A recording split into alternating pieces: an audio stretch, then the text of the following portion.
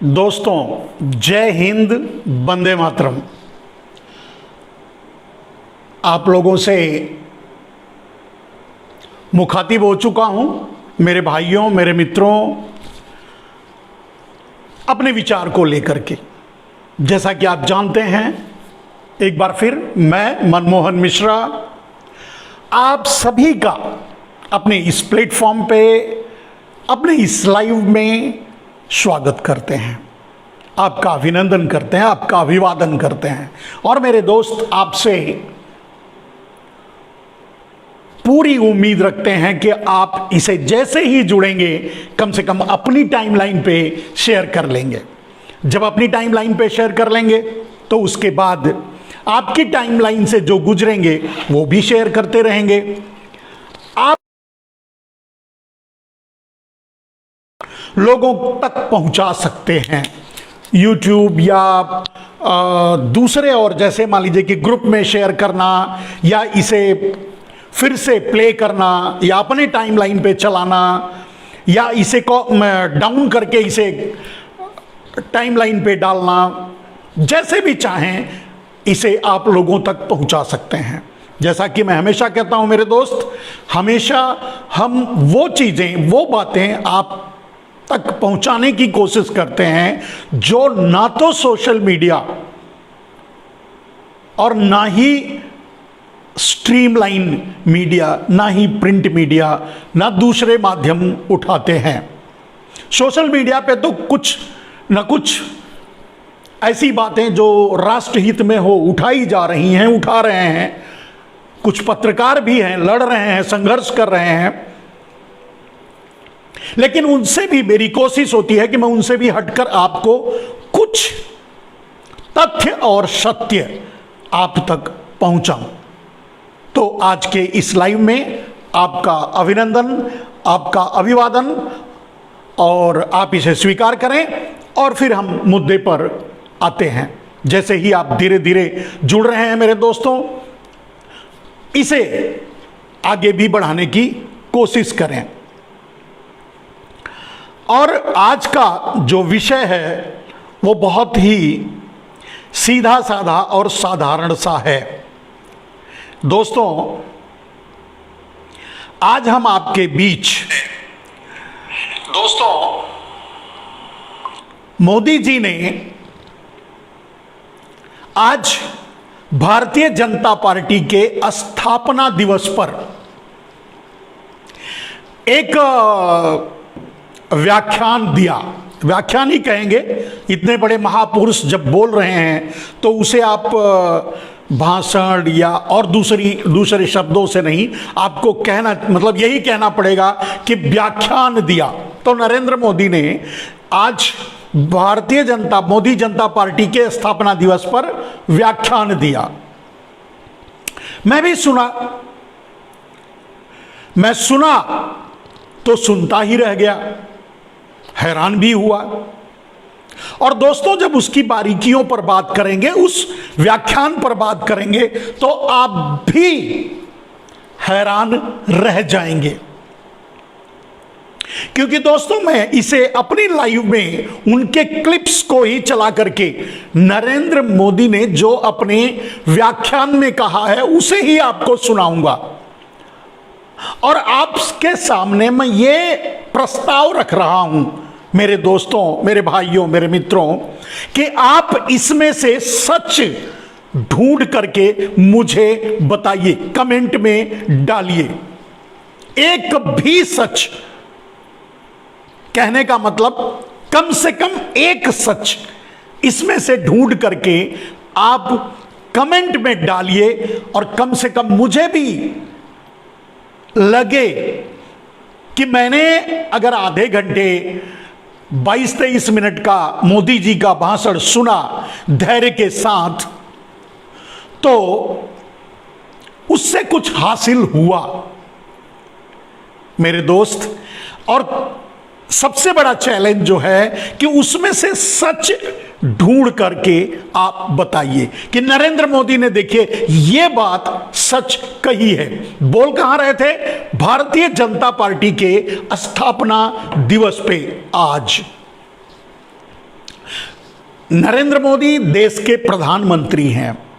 प्रधानमंत्री की अपनी एक गरिमा होती है, लेकिन क्या प्रधानमंत्री भी अपनी गरिमा का न ख्याल करते हुए इस तरह से पब्लिक प्लेस पे, और हम कहते हैं कि भारतीय जनता पार्टी के सभी लोग इंटेलेक्चुअल हैं, पढ़े लिखे हैं, विद्वान हैं, और उनके सामने इस तरह से बातें करना, झूठ बोलना, झूठ पर झूठ बोलना, मुझे कुछ समझ में नहीं आया, अटपटा लगा। इसीलिए मैं सोचा चलो आप लोगों को ये मोदी जी की बातें सुनवाते हैं। हम नहीं ढूंढ पाए तो कम से कम आप लोग ढूंढने की कोशिश कीजिए, कुछ तो ढूंढिए कहीं से सच। तो तीन या चार क्लिप में आपको मोदी जी के उस 22 मिनट के भाषण को सुनाऊंगा। मैं आपसे हाथ जोड़कर विनती करूंगा, ध्यान से आप भी सुनिएगा, मैं भी सुनूंगा। मेरी कोशिश होगी मेरे दोस्तों कि मैं जान सकूं, मैं समझ सकूं, या मैं भी ढूंढ सकूं कि कहीं एक शब्द तो मोदी जी ने सच कहा है। मेरी कोशिश, मैं सुन चुका, आपको सुना रहा हूं, आप भी थोड़ा इसको मेरे दोस्तों सुनिएगा। एक एक क्लिप 1 बाय 1 आपके सामने मैं प्ले करूंगा। डॉक्टर श्यामा प्रसाद मुखर्जी, पंडित दीनदयाल उपाध्याय जी, अटल बिहारी वाजपेयी जी, राजमाता ठाकरे, सुंदर सिंह जी भंडारी, अनेक महापुरुष, ऐसी अनेक विभूतियों ने जिन्होंने जनसंघ से लेकर भाजपा तक इस पार्टी के निर्माण में खुद को खपा दिया, मैं उन सब के चरणों में नमन करता हूं। साथियों, इस बार का स्थापना दिवस 3 वजहों से बहुत महत्वपूर्ण हो गया है। ध्यान से सुनिएगा। पहला कारण है कि इस समय हम देश की आजादी के 75 वर्ष का पर्व मना रहे हैं, आजादी का अमृत महोत्सव मना रहे हैं। ये प्रेरणा का बहुत बड़ा अवसर है। दूसरा कारण है तेजी से बदलती हुई वैश्विक परिस्थितियां, बदलता हुआ ग्लोबल ऑर्डर, इसमें भारत के लिए लगातार नई संभावनाएं बन रही हैं। तीसरा कारण भी उतना ही अहम है। कुछ सप्ताह पहले 4 राज्यों में भाजपा की डबल इंजन की सरकारें वापस लौटी हैं। 3 दशकों के बाद राज्यसभा में किसी पार्टी के सदस्यों की संख्या 100 तक पहुंची है। यानी वैश्विक दृष्टिकोण से देखें या राष्ट्रीय दृष्टिकोण से देखें, भाजपा का दायित्व, भाजपा के प्रत्येक कार्यकर्ता का दायित्व लगातार बढ़ रहा है। इसलिए भाजपा का प्रत्येक कार्यकर्ता देश के सपनों का प्रतिनिधि है, देश के संकल्पों का प्रतिनिधि है। इस अमृत काल में भारत की सोच आत्मनिर्भरता की है, लोकल को ग्लोबल बनाने की है, सामाजिक न्याय की है, समरसता की है। इन्हीं संकल्पों को लेकर एक विचारविद के रूप में हमारी पार्टी की स्थापना हुई थी। इसलिए ये अमृतकाल भाजपा के हर एक कार्यकर्ता के लिए कर्तव्य काल है।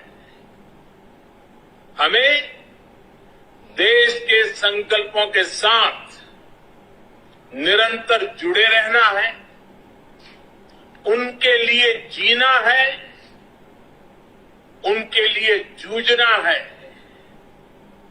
देश के लिए खुद को खपा देना।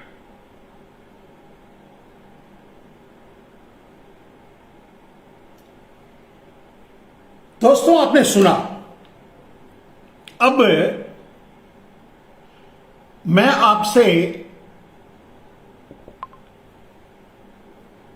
अनुरोध करूंगा, विनती करूंगा कि क्या आप इसमें कहीं एक सत्य ढूंढ पाए। उन्होंने तो कह दिया, उन्हीं की बातों को मैं आपके सामने रखूं। उन्होंने कहा कि 75 वर्ष आज का पर्व मना रहे हैं, भारतीय जनता पार्टी की स्थापना का, आजादी का 75वां वर्ष मना रहे हैं, आजादी का 75वां वर्ष मना रहे हैं। अमृतकाल है ये। ग्लोबल ऑर्डर की भी बात कर ली।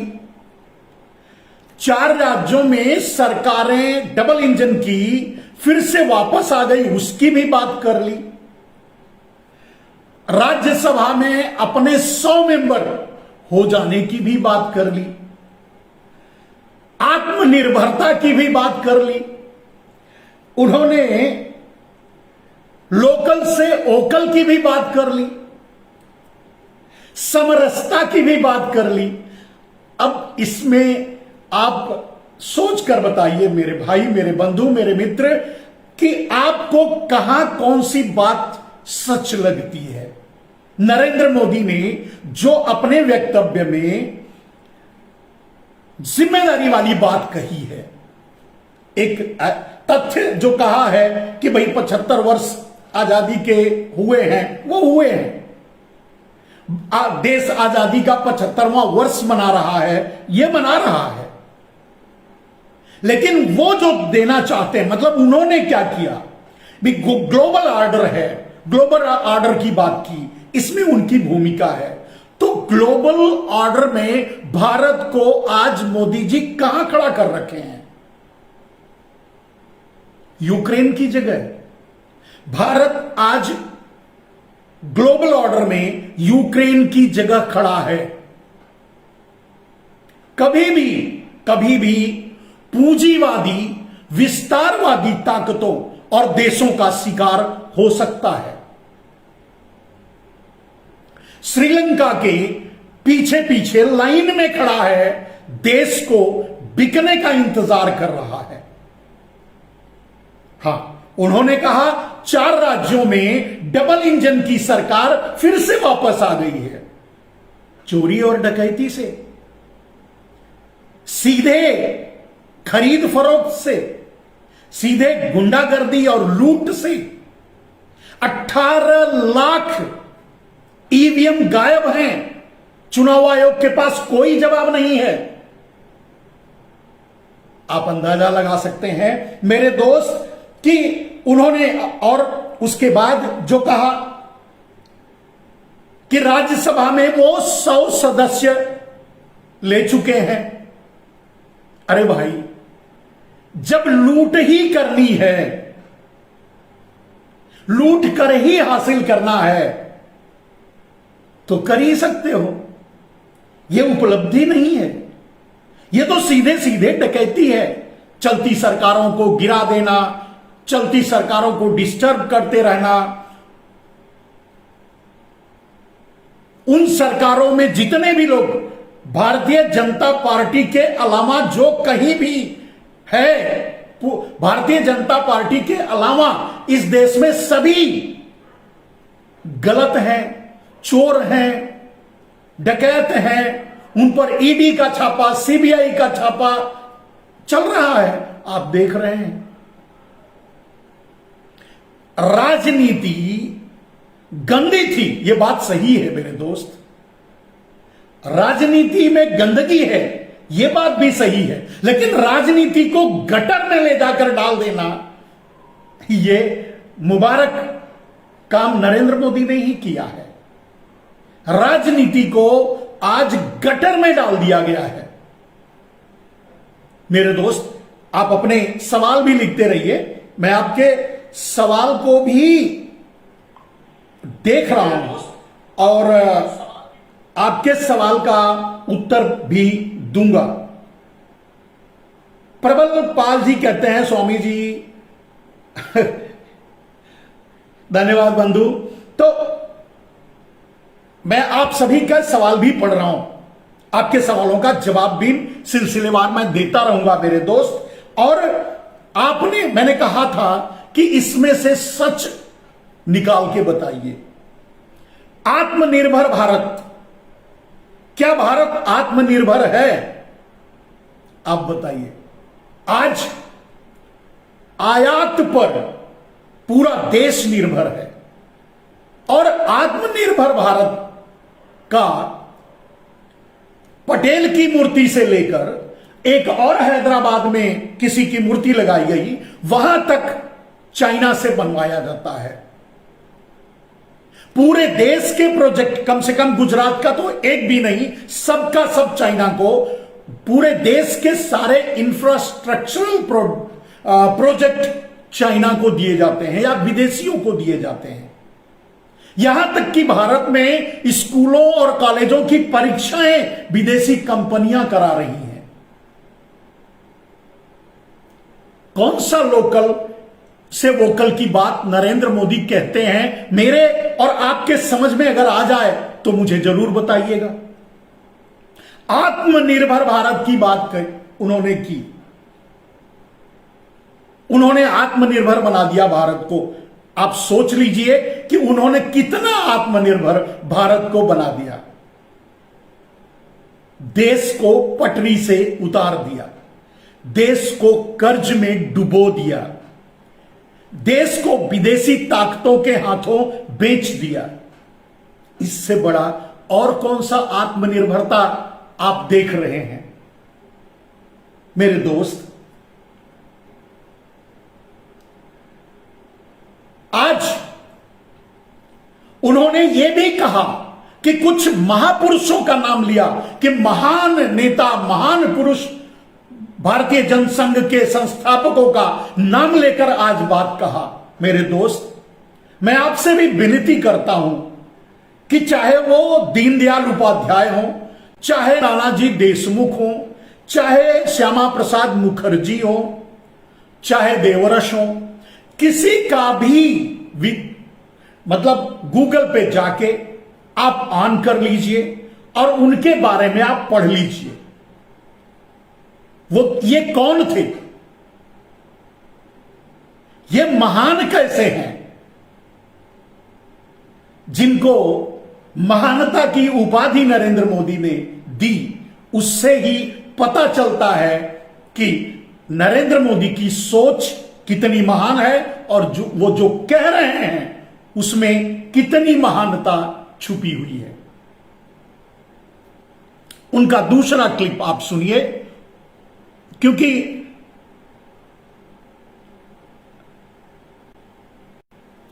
एक समय था जब लोगों ने ये मान लिया था कि सरकार किसी भी आए,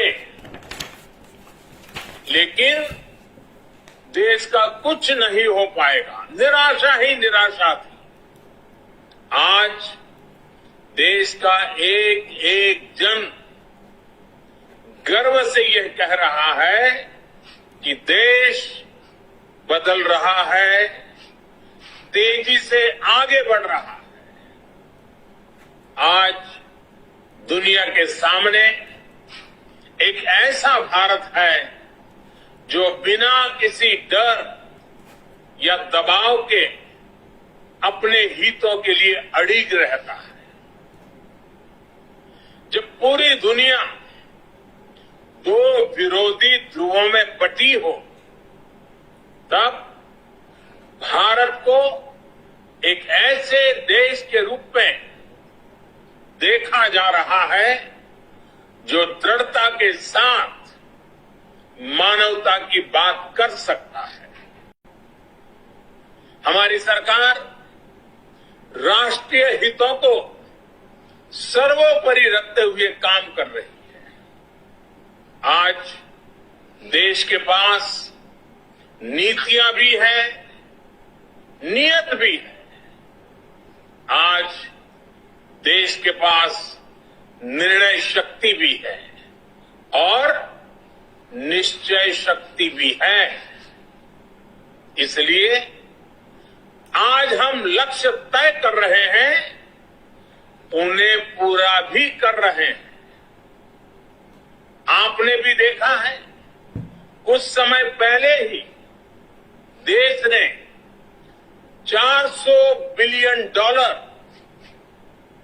यानी 30 लाख करोड़ रुपए से भी ज्यादा के उत्पादों के एक्सपोर्ट का टारगेट पूरा किया है। कोरोना के इस समय में इतना बड़ा लक्ष्य हासिल करना भारत के सामर्थ्य को दिखाता है। कोरोना के खिलाफ लड़ाई को भारत अपने संसाधनों से लड़ रहा है, लगातार जीतने का प्रयास कर रहा है। आज भारत 180 करोड़ से ज्यादा वैक्सीन डोज देने वाला देश है।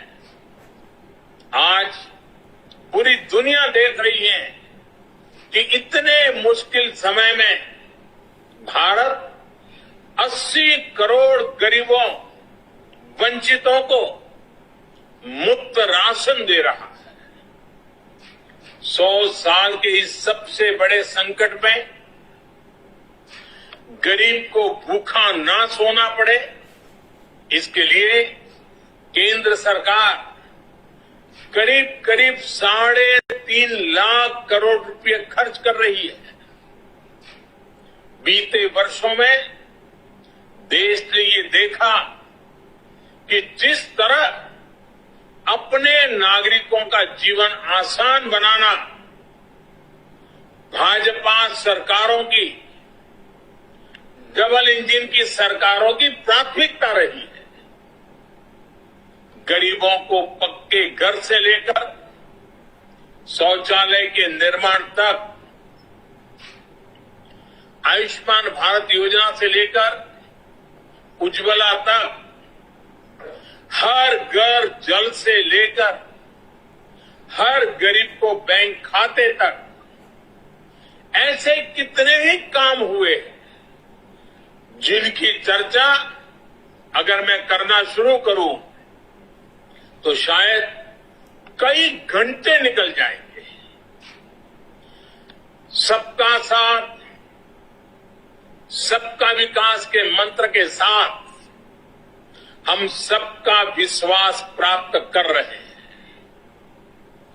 देश के विकास के लिए दिन रात मेहनत कर रहे हैं।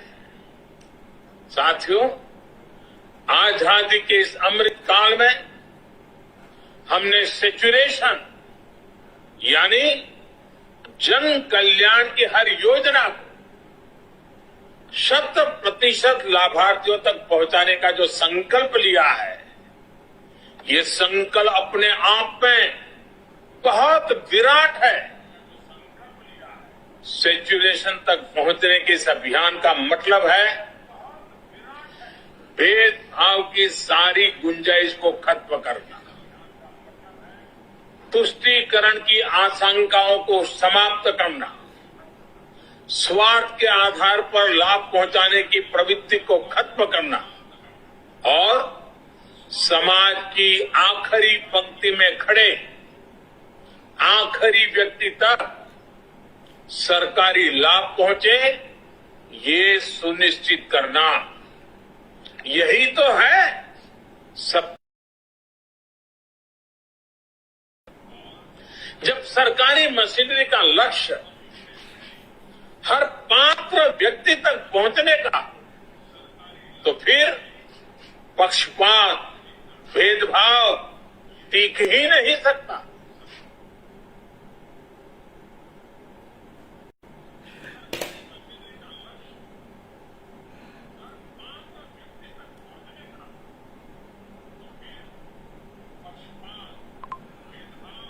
दोस्तों ने आप भी बड़े ध्यान से सुन रहे होंगे और मैं समझता हूं आपने सुना होगा और नोटिस भी किया होगा।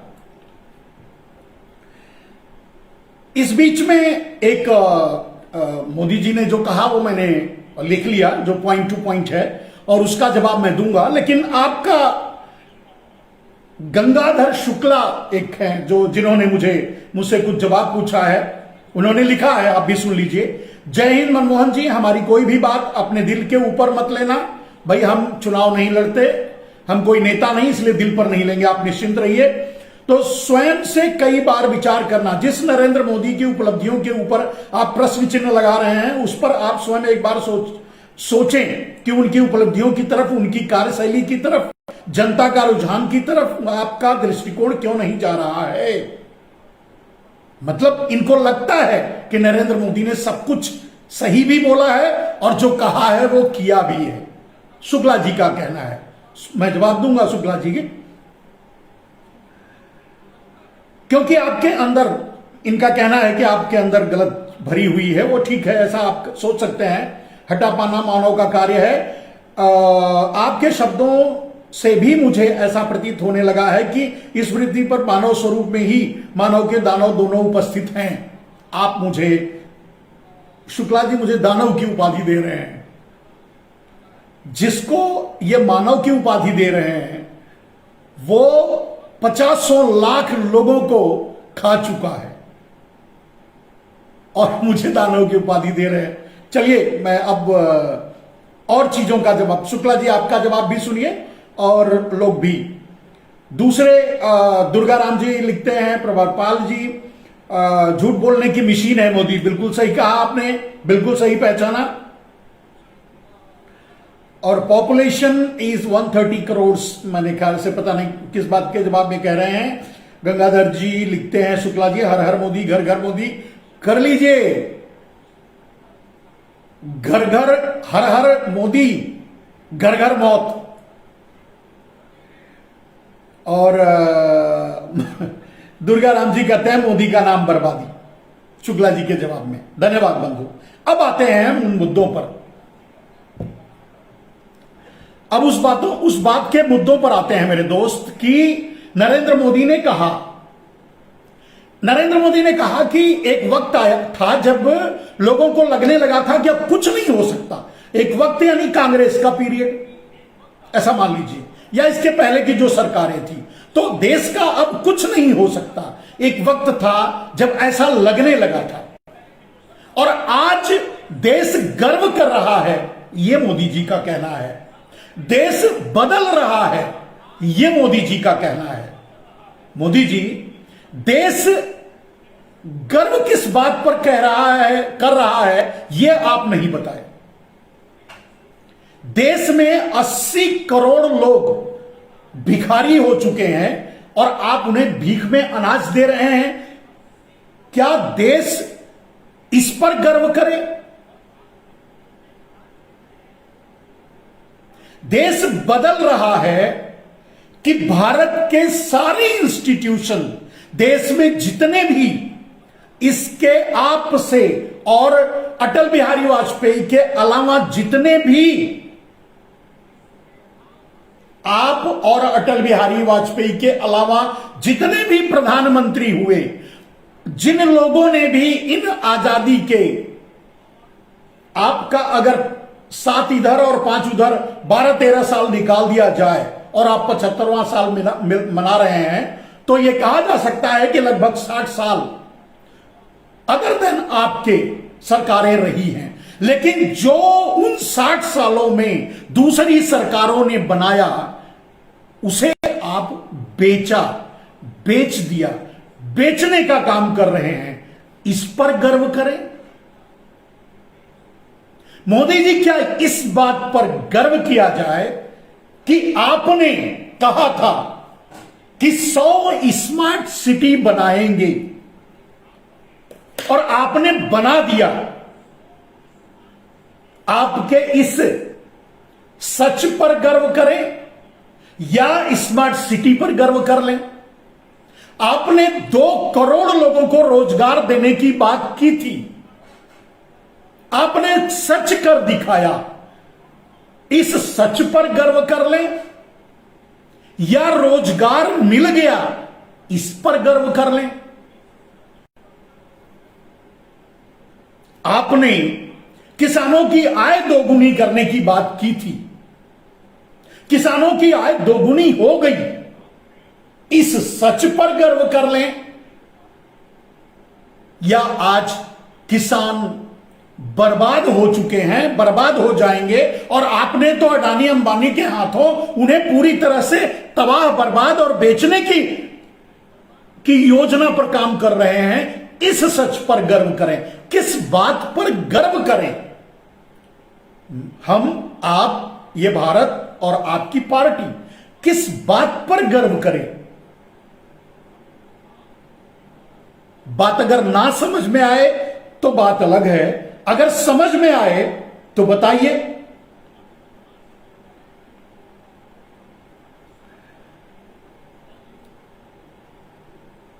मूल सिंह लिखते हैं, हिंदू मुस्लिम करते रह जाएंगे,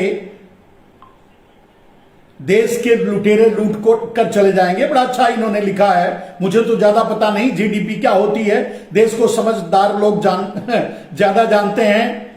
95% के जीडीपी का 95, लंका ने जीडीपी का 95% कर्ज ले रखा है। बताते हैं कि भारत ने तो 83% ले रखा है। अब नरेंद्र मोदी जी भारत, और ये आपके कारण हुआ है, आपने किया है, तो 83% कर्ज पर गर्व कर ले। भाई लिखने वाले भी, मतलब नरेंद्र मोदी जी बड़ा मुश्किल है। आप अपनी मर्यादा भूल जाते हैं, आप अपनी मर्यादा भूल करके मंच से झूठ बोलते हैं। बोलिए, लेकिन ऐसा नहीं कि कोई उसे समझता नहीं है, कोई उसकी स्कूटनी नहीं कर पाएगा। शुक्ला जैसे लोग हैं जो आप, तो किस चीज पर गर्व करें? देश बदल रहा है, आपका कहना है नरेंद्र मोदी जी, तो देश बदल रहा है, क्या बदल रहा है यह तो बताइए। शिक्षा व्यवस्था भारत की तहस नहस हो चुकी है, स्वास्थ्य व्यवस्था भारत की तहस नहस हो चुकी है। आज फीस तो दिया जा रहा है बच्चों के लिए, लेकिन पढ़ाई नहीं हो रही है। हायर एजुकेशन सिस्टम खत्म किया जा रहा है, बर्बाद हो रहा है, प्राइवेटाइजेशन हो रहा है, यूनिवर्सिटियां बंद की जा रही हैं, बर्बाद की जा रही हैं, बिना मास्टरों के, बिना टीचरों के, बिना प्रोफेसरों के चलाई जा रही हैं। किस बात पे गर्व करें?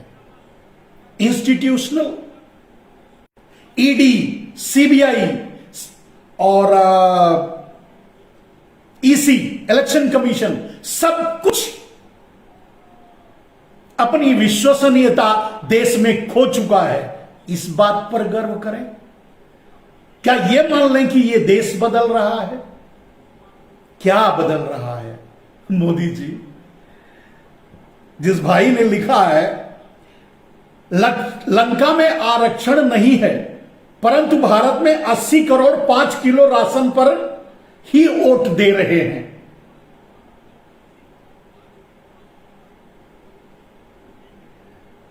सरकार कर्ज पर कर्ज लेकर भाजपा कार्यालय हर जिले में बनाने के लिए जरूरी समझती है। देश बिकने के बाद कोई देश कर्ज किसके ऊपर देगा, समझ में नहीं आ रहा है। सही पूछा जा रहा है, आप बताइए नरेंद्र मोदी जी कि अगर पूरा देश, पूरे इंस्टीट्यूशन बेच ही देंगे तो आपको कर्ज भी आगे चल करके कहां से मिलेगा? हम कब श्रीलंका से भी बदतर स्थिति में पहुंच जाएंगे, कहा नहीं जा सकता।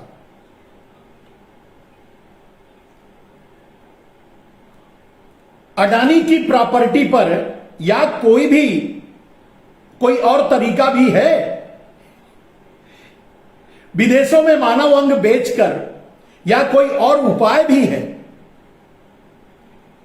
यही एक साधन बचेगा, बाकी तो हर संसाधन बेचा जा रहा है, यानी आप बेच चुके हैं। नौकरी आप कहां से देंगे जब रेलवे बेच दिए, सारे इंस्टीट्यूशन भेज दिए गवर्नमेंट जो चला रही थी, तो नौकरी आप कहां से देंगे? बेटी बचाओ योजना शायद काम आएगी। मोदी है तो सब कुछ मुमकिन है। जो मोदी भक्त एक इशारे पर थाली फोड़ सकते हैं, तो वो देश की जीडीपी बढ़ाने के लिए बेटियों को विदेश भेजने से कभी मना नहीं करेंगे। बहुत कड़ी आलोचना है आपके लिए मोदी जी। किसी ने लिखा है, मैं पढ़ रहा हूं, मेरे भाई मूल सिंह ने लिखा है,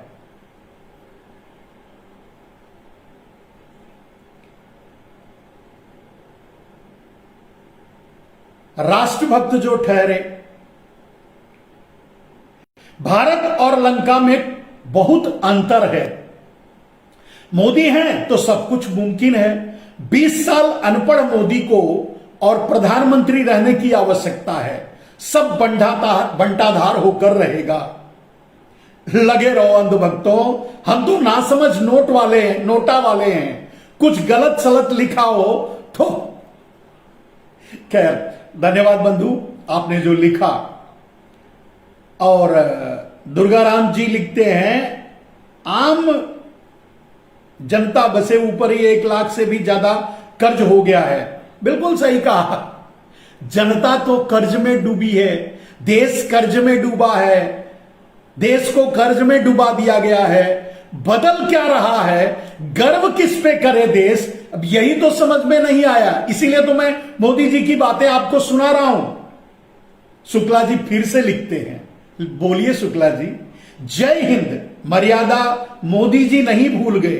कुछ मुट्ठी भर लोग जिन्हें न देश के विषय में पता है, ना ही गरीबी के विषय में मर्यादा भी भूल जाते हैं। अब लिख तो आप गलत सलत लिख रहे हैं शुक्ला जी। दोहन किया जा रहा है, अधिक परेशान, मोदी के तर्कों के साथ आए ऊपर। आपके प्रश्न का उत्तर देंगे मनमोहन सिंह जी। दलाली करना ठीक, अब आप मुझे ही दलाल कह रहे हैं। आप अपने मोदी जी से नहीं पूछते कि वो अडानी अंबानी की दलाली क्यों कर रहे हैं।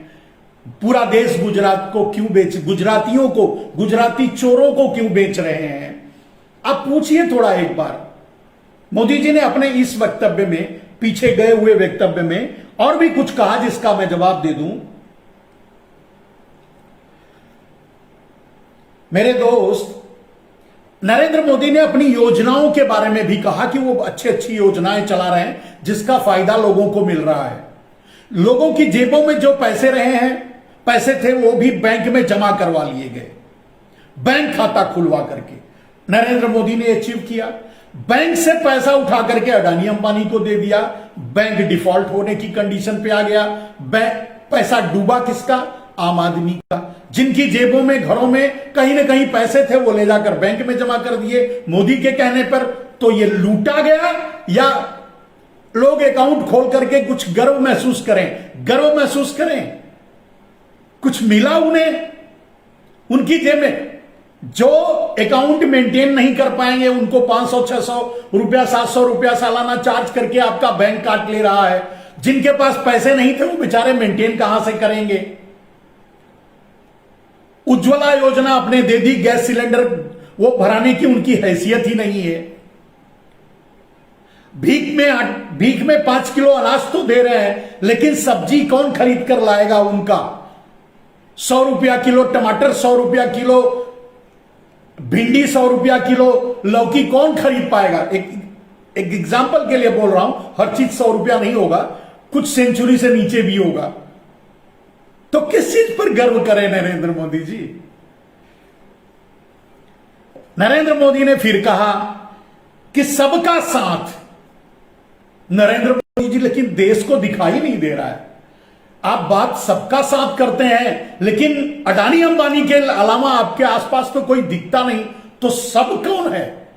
अब ये सब भी बता दीजिए कि किस सबका साथ दे रहे हैं आप। जो ऑक्सीजन के बगैर मर गए उनका साथ आपने दिया। जो यहां तक कि कफन तक नसीब नहीं हुआ, गंगा में, पानी में उठाकर, नदियों में उठाकर फेंक दिए गए और उन्हें कुत्ते घसीट कर खाए। उनका साथ आपने दिया? किसका? 50 लाख लोग जो मरे भारत में, उनका साथ आपने दिया? आपके गणना के अनुसार, आपके इंस्टीट्यूशनों की और कम से कम गुजरात के रिकॉर्ड के अनुसार, तो किसका साथ, किसके साथ? अडानी और अंबानी के अलावा तो कोई नहीं है जिसके लिए आप ये कह सकें कि सबका साथ। और फिर ना कोई ऐसा है जो ये कहे कि उसका विकास हुआ है अडानी अंबानी के अलावा। तो अडानी अंबानी का साथ, अडानी अंबानी का विकास आप कह सकते हैं। सबका साथ, सबका विकास किसका, ये तो बताइए, किसका? मजदूर मतलब रोजगार वाले घर बैठे हैं, मजदूर उनके पास काम नहीं है, बेकार बैठे हैं, बेरोजगार बैठे हैं, किसान तड़प रहे हैं।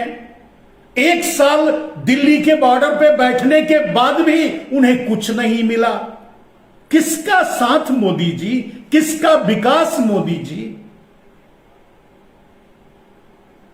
देश के सारे इंस्टीट्यूशन अडानी अंबानी को बेच दे, रेलवे से लेकर, हवाई जहाज से लेकर, एयरपोर्ट से लेकर, वगैरह से वगैरह। इसी को अगर विकास मानते हैं, अडानी अंबानी को अगर देश मानते हैं और उनके विकास को ही विकास मानते हैं तो मान सकते हैं। मैं तो इसे झूठ ही कहूंगा, देश भी इसे झूठ ही मानता है। मैं आपके हिम्मत की दाद देता हूं कि मंच से आप ये सब सारी बातें बोल लेते हैं और प्रधानमंत्री होते हुए भी आपको कोई फील भी नहीं होता, शर्म भी नहीं होती। क्या हो मैं नहीं जानता, मतलब आप निश्चय है अगर प्रधानमंत्री हैं तो जिगर वाले हैं, इसलिए आप बोल पाते होंगे। आम आदमी नहीं बोल पाता। आम आदमी में हम कहते हैं कि व्यापार में लगा बनिया झूठ से झूठ बोलता है बेचारा अपने रोजी रोटी के लिए, शायद उसको भी आप बीट कर देते हैं, उससे भी आगे निकल जाते हैं झूठ बोलने में। किस चीज पर गर्व किया जाए? सबका साथ, सबका विश्वास, सबका विकास। हे भगवान,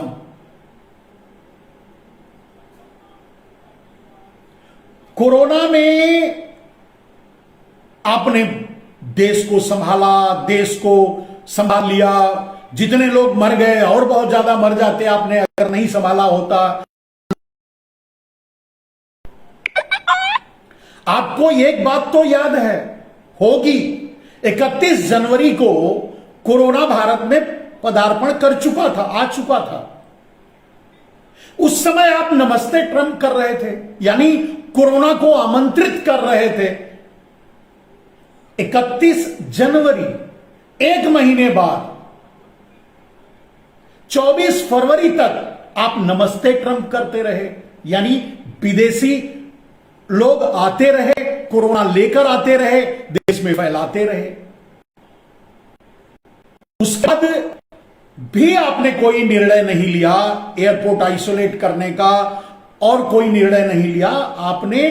23 मार्च तक इंतजार किया मध्य प्रदेश की सरकार गिराकर अपनी सरकार बनाने का। जब बना लिया तब 24 मार्च को आपने लॉकडाउन किया, सडन लॉकडाउन, अनप्लान्ड लॉकडाउन, सबको वहीं का वहीं छोड़ दिया, जिसके कारण भी लोग मरे। लॉकडाउन के कारण बहुत से लोग मर गए, भूख से, तड़प के, रेलवे के नीचे, ट्रेन के नीचे, वगैरह वगैरह। इसे क्या कहा जाए? आपने ताली बजवाई लोगों से, इस पर गर्व कर ले, या इस पर आपने थाली बजवा ली लोगों से, इस पर गर्व कर ले? किस बात पे गर्व करें? ये देश, आपने कहा मुफ्त का राशन दे रहे हैं, इस पर गर्व करें या शर्म, ये बताइए। और हम समझते हैं कि अगर आप मुफ्त का राशन ना दें, और नहीं भी देंगे, जिस दिन एपीएमसी अडानी अंबानी की हो जाएगी, एफसीआई अडानी अंबानी की हो जाएगी, तो आपके पास ही नहीं रहेगा राशन, तो आप भीख कहां से देंगे 80 करोड़ लोगों को? तो 80 करोड़ लोगों को जब आप राशन नहीं देंगे तो क्या श्रीलंका से ज्यादा बुरी हालत भारत की नहीं होगी? ये तो आप भी कह रहे हैं, आप खुद ही कह रहे हैं। तो 80 करोड़ लोगों को आप राशन दे रहे हैं, इस पर गर्व करें। क्या कहना चाहते हैं आप? 80 करोड़ लोगों को भिखारी बना देने पर गर्व करें और यह मान लें कि देश बदल रहा है। भारत में 80 करोड़ भिखारी हो गए, अनाज लेकर आपसे मुफ्त में खा रहे हैं। किस बात पे गर्व करें मोदी जी? और किसको कहें कि ये देश बदल रहा है? चलिए थोड़ी और आगे एक क्लिप और आपकी सुन लेते हैं।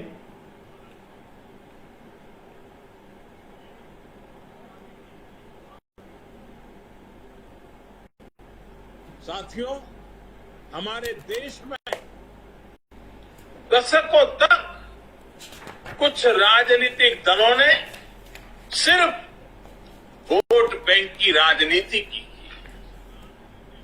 कुछ लोगों को ही वायदे करो, ज्यादातर लोगों को तरसा कर रखो।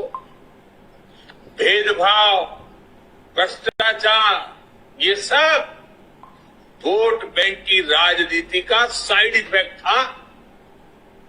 लेकिन भाजपा ने इस वोट बैंक की राजनीति को न सिर्फ टक्कर दी है, बल्कि इसके नुकसान देशवासियों को समझाने में भी सफल रही। भाजपा की नेक नियत, नेक इरादों से किए जा रहे कार्य, उसे इसलिए जनता से भरपूर आशीर्वाद मिल रहा है। आज देश में ऐसी सरकार है जिसकी वैचारिक निष्ठा अंत्योदय में है। गरीबों, दलितों, पिछड़ों, महिलाओं के हितों के लिए, उनके उत्थान के लिए काम करना, ये हमारी पार्टी के मूल संस्कार है। इसलिए आज दलितों, पिछड़ों, आदिवासियों, किसानों, नौजवानों के साथ ही जिस तरह महिलाएं भाजपा के पक्ष में मजबूती से खड़ी हुई है, वो अपने आप में एक नए युग की ताकत का प्रतिबिंब है। पिछले कई चुनावों में हमने लगातार देखा है, भाजपा का विजय तिलक करने के लिए सबसे आगे हमारी माताएं बहनें आती हैं। ये केवल एक चुनावी घटना भर नहीं है, एक ऐसा सामाजिक और राष्ट्रीय जागरण है जिसका इतिहास में विश्लेषण किया जाएगा। देश ने महिलाओं को नए अधिकार दिए, सुशासन और कड़े कानूनों से उनमें सुरक्षा का भाव पैदा किया। महिलाओं के स्वास्थ्य की चिंता से लेकर उनकी रसोई की चिंता, गैस, बिजली, राशन की चिंता, इनके जरिए देश ने उनका जीवन बदला है। आज देश की नारी शक्ति के भीतर जो आत्मविश्वास पैदा हुआ है, आर्थिक फैसलों में उनकी जो सहभागिता बढ़ी है, वो भारत के भविष्य को दिशा दे रही है। देश के विकास में महिलाओं की भागीदारी बढ़े, उनकी सक्रियता बढ़े, ये विश्वास बढ़े, ये हमारा बहुत बड़ा दायित्व है। साथियों, हमारे लिए राजनीति और राष्ट्रनीति साथ साथ चलते हैं। हम राष्ट्रनीति से राजनीति को अलग कर करके चलने वाले लोग नहीं हैं, लेकिन ये भी सच्चाई है कि अभी भी देश में दो तरह की राजनीति चल रही है। एक राजनीति है परिवार भक्ति की और दूसरी है राष्ट्रभक्ति की। केंद्रीय स्तर पर अलग अलग राज्यों में हमारे यहां कुछ राजनीतिक दल है जो सिर्फ और सिर्फ अपने अपने परिवार के हितों के लिए काम करते हैं। परिवारवादी सरकारों में परिवार के सदस्यों का स्थानीय निकाय से लेकर संसद तक में दबदबा रहता है। ये लोग भले ही अलग अलग राज्यों में हो, लेकिन परिवारवाद के तार से जुड़े रहते हैं। एक दूसरे के भ्रष्टाचार को ढककर रखते हैं। बीते दशकों में इस वजह से देश का बहुत बड़ा नुकसान हुआ है। इन परिवारवादी पार्टियों ने देश के युवाओं को भी कभी आगे नहीं बढ़ने दिया। उनके साथ हमेशा विश्वासघात किया है और आज हमें गर्व होना चाहिए कि आज भाजपा ही इकलौती पार्टी है जो इस चुनौती से देश को सजग कर रही है, सतर्क कर रही है। पहली बार भाजपा ने ही इसके खिलाफ बोलना शुरू किया और इसे चुनावी मुद्दा भी बनाया। मुझे इस बात का संतोष है कि देश के लोग, देश के युवा अब धीरे धीरे ये समझने लगे हैं कि किस तरह परिवारवादी पार्टियां लोकतंत्र की सबसे बड़ी दुश्मन है। दोस्तों, आपने सुन लिया और अब कुछ भाइयों ने लिखा है, सवाल आप तक पहुंचा देते हैं। तो एक साबिल अली जी हैं, उन्होंने लिखा है कि फ्री राशन, दारू खाओ पियो, फ्री में नफरत वाला घिनौना भाषण सुनते रहो, हिंदू मुस्लिम करते रहो, वोट देते रहो, धर्म और जात के नाम पर आपस में लड़ते रहो, ईवीएम का खेल देखते रहो, कश्मीर फाइल देखते रहो, हिंदू मुस्लिम करते रहो, फ्री में दिया गया बाबा जी का घंटा बजाते रहो। शिक्षा, रोजगार, सरकारी नौकरी, सब कुछ नष्ट, बर्बाद, समाप्त हो चुका है। देश बिक चुका है। पेट्रोल, डीजल, गैस सिलेंडर के दाम चरम सीमा पार हो चुका है। सरसों और रिफाइन तेल के दाम के बाढ़ में आम जनता डूब चुकी है। प्रचंड महंगाई, बेरोजगारी, भ्रष्टाचार, अपराध के बाढ़ में डूब चुकी है। आम जनता तरह तरह का टैक्स और तरह तरह के बिल और चालान भरते रहो। भारत की जय हो। जाहिल, अनपढ़ और बेरोजगार रहेगा इंडिया, तभी तो उन्नत करेगा इंडिया। बिकाऊ दलाल, गोदी मीडिया वालों की सरकारी दलाली देखते रहो। अब संविधान, लोकतंत्र, प्रजातंत्र, न्यायालय और सब कुछ नष्ट, समाप्त हो चुका है। विपक्ष अलग अलग मुर्दा, डरपोक, लालची, भ्रष्टाचारी, अवसरवादी बन चुका है। एक आम आदमी की पीड़ा है। अब मोदी जी, आप यहां इसमें कहां बैठते हो? शुक्ला जी ने फिर भी लिखा है, शुक्ला जी का भी पढ़ देते हैं। मनमोहन जी, अडानी और अंबानी यह मोदी कार्यकाल से नहीं, कांग्रेस के कार्यकाल से ही बिजनेस में उपस्थित हैं। तकलीफ मोदी और अडानी से इस बात की है कि उन्होंने देश के लिए एक सुंदर नहीं, कितने उपयोगी कार्य किए हैं, उसकी कल्पना करना भी मुमकिन नहीं है। अज्ञानता में आकर अब देखिए, ये क्या बोलते हैं, गंगाधर शुक्ला जी को मैं कहां से समझाऊं। शुक्ला जी, अडानी अंबानी को मैं कभी पूंजीपति या पैसे वाला नहीं मानता, बस वो एक चोर हैं। हमारे और आपके पैसे को बैंकों से लूट करके मैनिपुलेशन करते हैं। मैंने कई बार कह चुका हूं कि अडानी अंबानी को अगर यह आदेश दिया जाए कि भारत में सभी बैंकों के पैसे आप वापस कर दो, अडानी अंबानी 3 बार बिक जाएंगे तब भी वो पैसे वापस नहीं कर पाएंगे। और वो पैसे जो बैंकों से लिए हैं वो हमारा, आपका, देश का, आम आदमी का, छोटे छोटे लोगों का, गरीबों का, भूखे लोगों का है। चलिए, सौरभ दुबे लिखते हैं, जब आजादी की लड़ाई लड़ी जा रही थी तब भी यही हालात देश के थे। इस देश के अधिकतर लोग कायर हैं, तभी समुद्री लुटेरे तक देश को लूट कर चले गए, गुलामी उनके खून में है।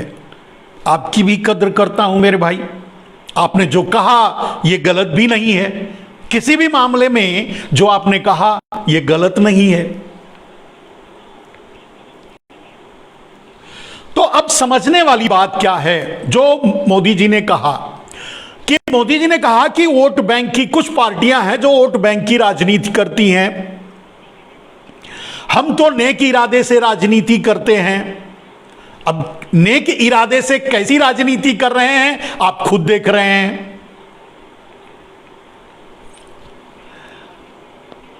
जनता का आशीर्वाद हमें प्राप्त है, ऐसा मोदी जी का कहना है।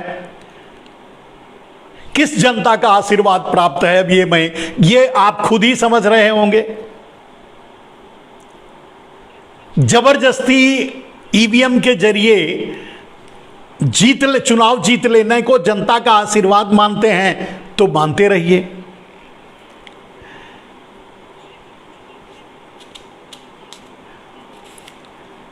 और उन्होंने परिवारवाद पर फिर एक बार सवाल उठाया। मेरे मोदी जी, मैं आपसे अगर पूछूं, आपने परिवारवाद की बात की है।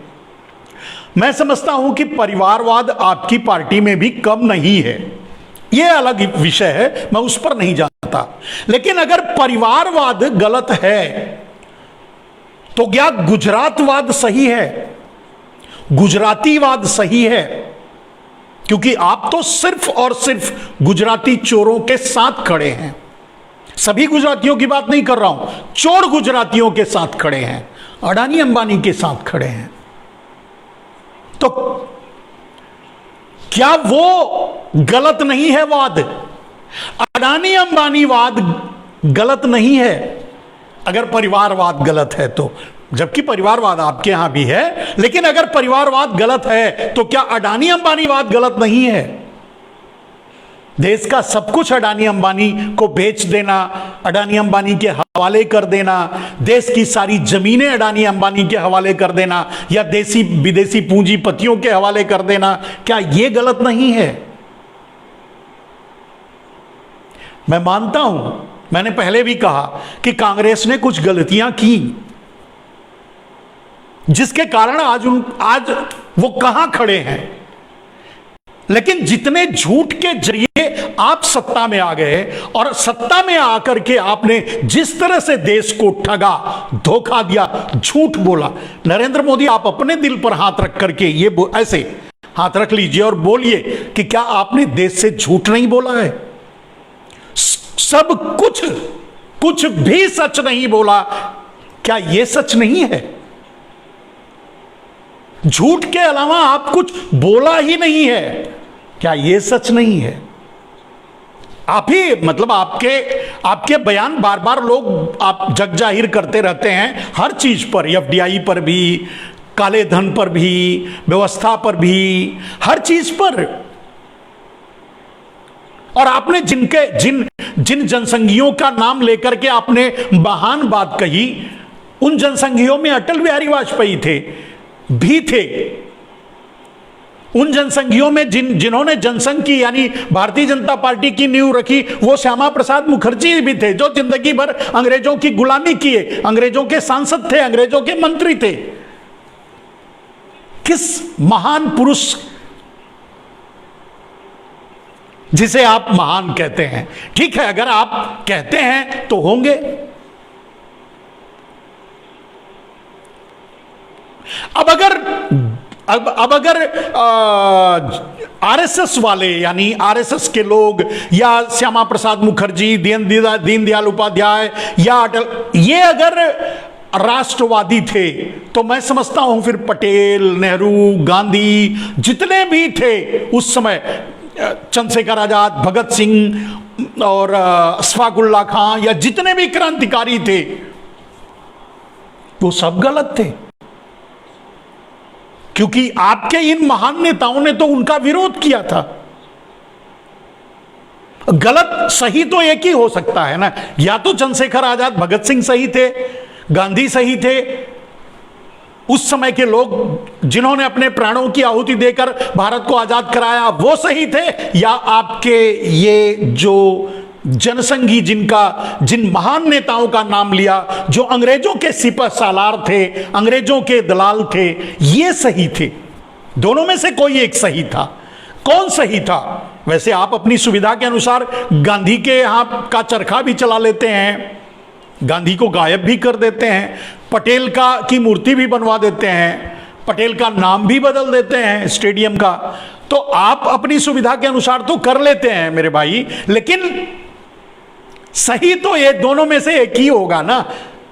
कोई दोनों तो सही नहीं हो सकते। या तो आरएसएस यानी आरएसएस इज इक्वल टू जनसंघी सही थे, और या तो बाकी और देश के लिए लड़ने वाले लोग सही थे।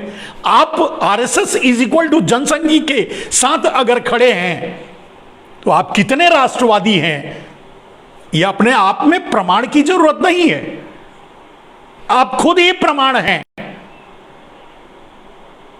मोदी जी, आप खुद एक प्रमाण हैं देश के सामने कि देश को कैसे बर्बाद किया जाता है, कैसे बेचा जाता है। और चलिए, आज कोरोना में आपकी मतलब मूर्खताओं के बल पे थाली बजाने और नमस्ते ट्रंप करने, सरकार बनाने के चक्कर में आपने जो जितना देश को नुकसान पहुंचाया वो बात सही है। लेकिन आज भी आप क्या कर रहे हैं? और एक बात बताऊं मोदी जी, जैसे इतने कठिन दौर से भारत गुजरा और इतने लोग मरे, उनके अब आप ये कहना चाहते हो कि जिनके घरों में मौतें हुई वो भी आपको वोट दिए, वो किसान भी वोट दिए जिनके घरों में मौतें हुई, जो कुचलकर मारे गए वो लोग भी वोट दिए जो ऑक्सीजन के बगैर मरे। कौन आपका आशीर्वाद किससे मिला है मोदी जी? आप बता सकते हैं देश को? और दिख रहा है, ऐसा नहीं है कि नहीं दिख रहा है।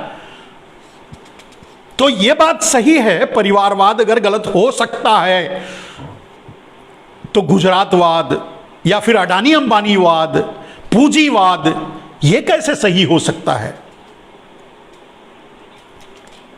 भ्रष्टाचार की बात आपने की, नरेंद्र मोदी जी, आपने नेशनलाइज किया, भ्रष्टाचार का राष्ट्रीयकरण किया।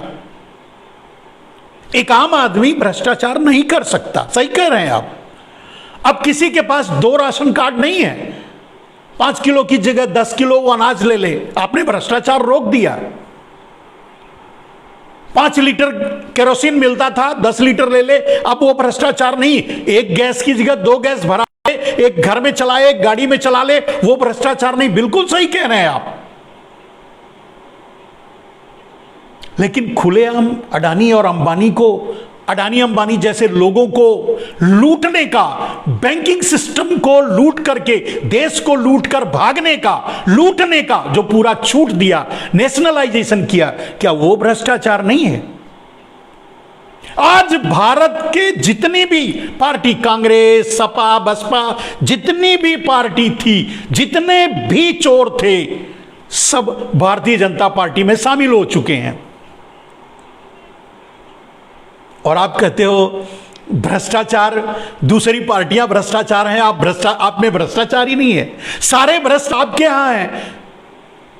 सब पर सीबीआई का छापा, ईडी का छापा पड़ता रहा। जिस दिन वो भारतीय जनता पार्टी ज्वाइन कर लिए, क्लीन चिट मिल गई। आप बताओ, क्या ये भ्रष्टाचार नहीं है? इसीलिए मैं कह रहा हूं, भ्रष्टाचार का नेशनलाइजेशन किया आपने, राष्ट्रीयकरण किया भ्रष्टाचार का।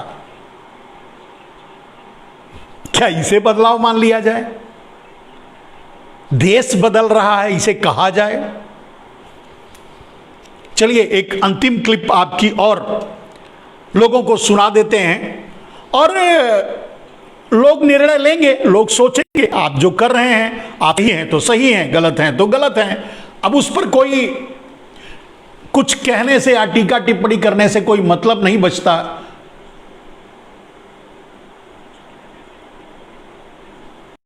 साथियों, लोकतंत्र के साथ खिलवाड़ करने वाली ये पार्टियां संविधान और संवैधानिक व्यवस्थाओं को भी कुछ नहीं समझती।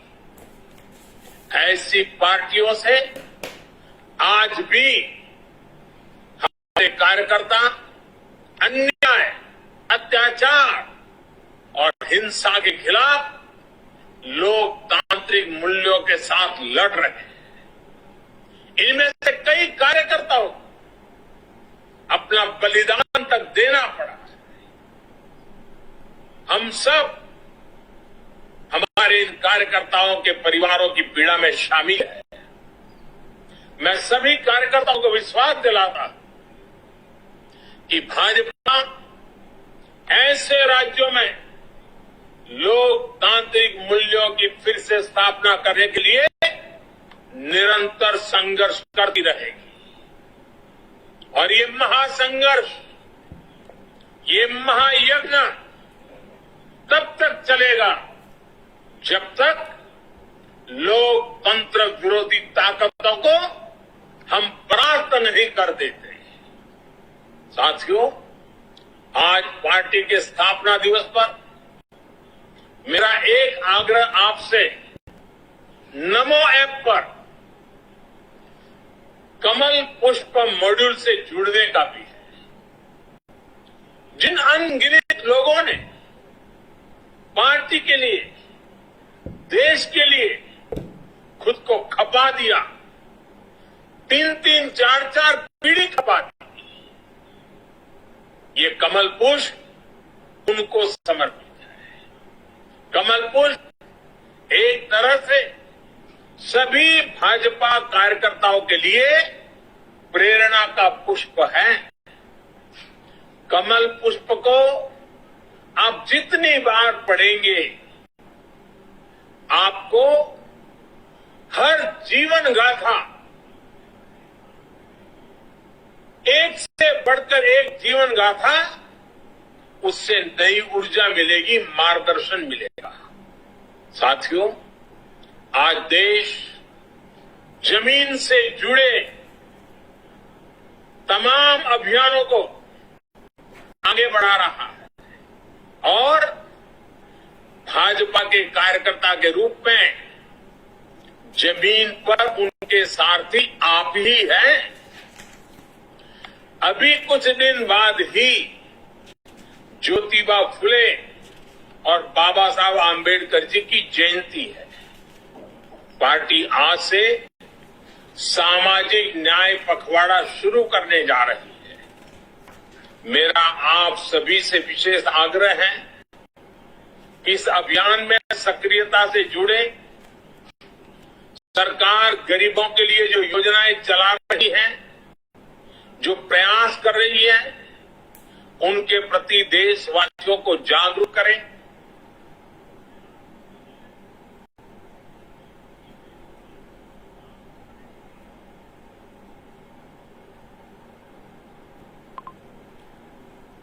मेरे दोस्तों,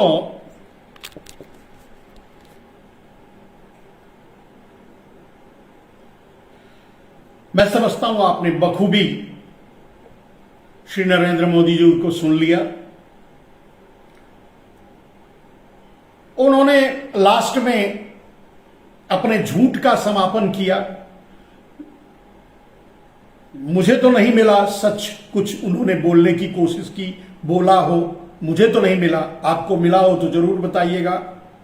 हां, जाते जाते उन्होंने एक बात कही, कमल पुष्प। अगर उसकी व्याख्या की जाए तो आप या पूरी दुनिया जानती है, पूरा देश जानता है, कमल कहां खिलता है? कीचड़ में। तो जो कमल खिलाने का कीचड़ है वो है भारतीय जनता पार्टी, जहां कमल खिल रहा है। अच्छी बात है, कमल कीचड़ में खिलता है। अब कमल देवताओं पर चढ़ाया जाता है, देवताओं के हाथों में देखा जाता है, वो ये अलग बात है। लेकिन जहां से खिलता है वो तो कीचड़ ही है ना। यानी भारतीय जनता पार्टी देश का ऐसा कीचड़ है, ऐसा दलदल है, जहां अगर कोई आदमी गलती से चला जाए तो जिंदा वापस नहीं आ सकता। और भारतीय जनता पार्टी में बड़ी बड़ी पार्टियां जी दफन हो गई, बड़े बड़े नेता दफन हो गए, मार दिए गए, खपा दिए गए। मारने खपाने, यानी आप जानते हैं ना इस बात को कि जहां कमल खिलता है उस कीचड़ में, यानी भारतीय जनता पार्टी, जहां कमल खिलता है यानी भारतीय जनता पार्टी कीचड़। तो उस कीचड़ यानी भारतीय जनता पार्टी में गलती से जो जाता है उसकी मृत्यु तय है। मतलब बायोलॉजिकल जो बोटैनिकल बात मैं कह रहा हूं, जो जिसको मोदी जी ने कमल पुष्प की बात की, तो मैंने उसकी व्याख्या कर दी। ऐसा उन्होंने ही कहा कमल पुष्प, तो कमल पुष्प कीचड़ में खिलता है। और वहां जहां कमल पुष्प खिलता है उसकी सबसे खतरनाक बात क्या होती है मेरे दोस्त? उसकी सबसे खतरनाक बात यह होती है कि गलती से कोई आदमी अगर जहां कमल खिलता है उस कीचड़ में फंस जाए तो जिंदा वापस नहीं आ सकता, उसकी लाश ही बाहर आती है। और आप देख रहे हैं पूरे देश की लाश बाहर आ रही है, कहने की जरूरत नहीं है। कमल के लालच में, कमल को देखने, पकड़ने, कमल को छूने, या जो भी समझ लीजिए, उस लालच में जो भी जा रहा है उस कीचड़ में, वो वापस नहीं आ रहा है, जिंदा नहीं आ रहा है। पूरा देश समाता जा रहा है। खैर, भाजपा रूपी कीचड़ से कमल भले ही आप उखाड़ कर ले लीजिए मेरे दोस्तों, लेकिन उस कीचड़ में मत जाइए, भाजपा रूपी कीचड़ में मत जाइए, वरना आप तो गए। ये मैं नहीं कह रहा हूं, बोटैनिकल कहने का मतलब कमल की व्याख्या मैं कर रहा हूं, जिसको नरेंद्र मोदी ने कहा उसी की व्याख्या कर रहा हूं। कमल को हासिल करने के लिए अगर पूरी सावधानी के साथ अगर कोई ना जाए, उस कीचड़ में उतर जाए, तो कहते हैं कि कमल की जो रूट्स होती है नीचे, उसमें जो आदमी उलझ जाता है फिर बाहर नहीं आ पाता, वो मर जाता है।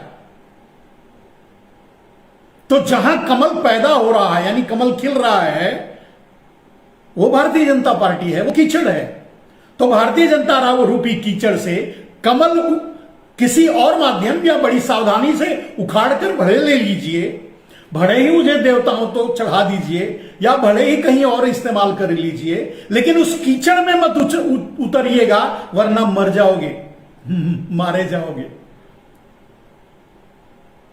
एजोलॉजिकल बात कर रहा हूं, यह सच है। आप पढ़ लीजिए, कमल की व्याख्या पढ़ लीजिए, उस कहां पैदा होता है, कैसे होता है, कितना खतरनाक होता है। या जिस तालाब में कमल खिलता है उसमें किसी को, कोई भी आम आदमी नहीं उतरता, आप पूछ कर देख लीजिए। तो नरेंद्र मोदी ने व्याख्या की कमल की, वो खुद ही उन्होंने बता दिया कि भाजपा कैसी कीचड़ है, जिसमें जो गया वो गया, वो खत्म। ऐसा हो रहा है।